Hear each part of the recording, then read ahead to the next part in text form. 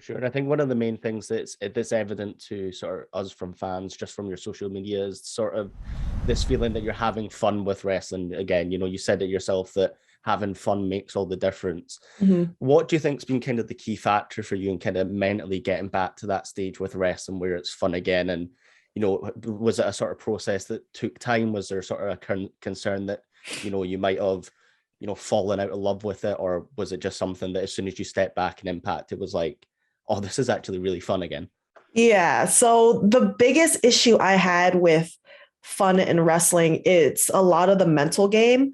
It was starting to feel more like a work, like what is it, 2022? Like the end of 2020, early 2021.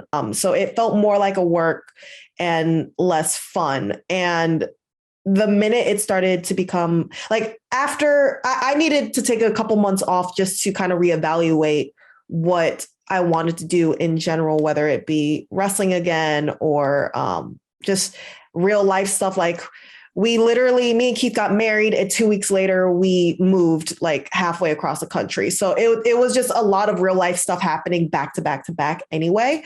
That it was one of those things where it's like Keith had to go right to work right after the wedding. So I'm like, okay, you go work, do your thing. And then since I'm going to be taking some time off anyway, let me take care of everything at home, but also kind of reevaluate, like I've done everything I wanted to in my career at this point. So it's like, do I still even want to wrestle? Like, it's not fun for me anymore. I don't want to be told what I can and can't do. And I like having to change who I am. I just didn't know if that was something I wanted to do again. And especially the independent scene was scary as well, because everything has changed since the last time I was in the indies. So there's like all these new people that I heard of, but I've never worked before, talked to them. So it was a new atmosphere altogether. So it's like, is it worth going back into?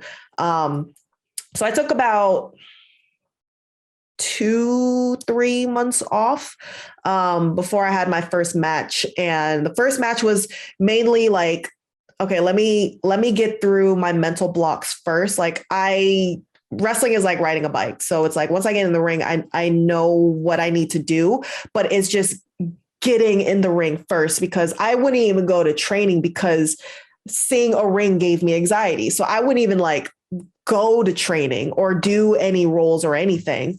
So it was just, the first match was just getting over the mental block and just saying like, okay, I did it.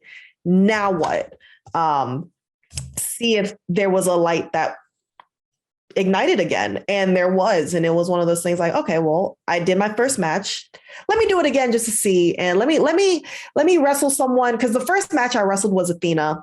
And then the second match I wrestled was Janai Kai, which, she's awesome and very talented and has so much potential that like, once I was told that I would be wrestling her, I said, absolutely no hesitation. It was like, okay, so I wrestled a friend. Let me wrestle someone that I have never wrestled before and is newer in the game. And let me see if I can, because now with Athena, I know that I can follow. Let me see if I could lead still. And that match I thought went better than the first. So I'm like, okay, I think I'm liking where this is going.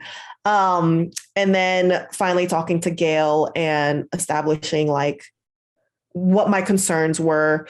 And not even just with a company, just with wrestling as a whole.